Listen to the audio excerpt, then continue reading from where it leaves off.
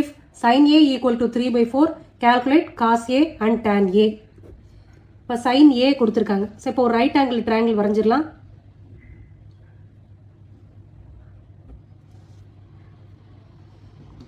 ABC right angle dot பின்னு வச்சுக்கிறேன். sin A, so இந்த angle given sin A equal to 3 by 4. That is equal to opposite side by hypotenuse. Hypotenuse opposite என்னது? angle A க்கு opposite BC, that is 3. Hypotenuse is 4. இந்த side நமக்கு தெரியாது, ABன்ற side நமக்கு தெரியாது.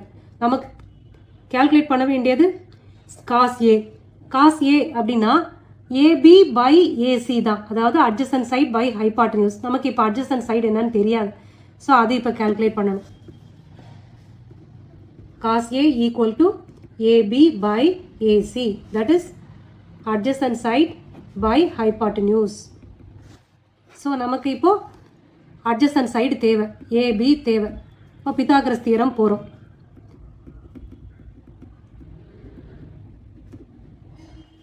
ஷார்ட் ஃபார்மில் எழுதியிருக்கேன் தியரம்னு.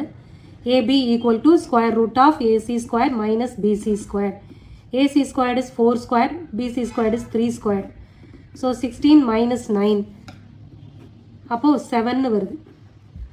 AB equal to root 7. இந்த வேல்யூ root 7 வருது இந்த சைடு. இப்போ பார்க்கலாம், cos Aக்கு போகலாம்.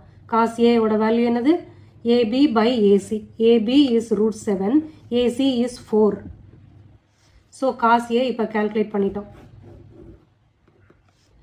அடுத்து tan A தேவை.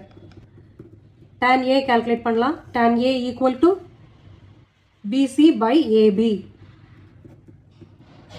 BC is 3, AB is root 7. So tan A ஓட வேல்யூ 3 by root 7.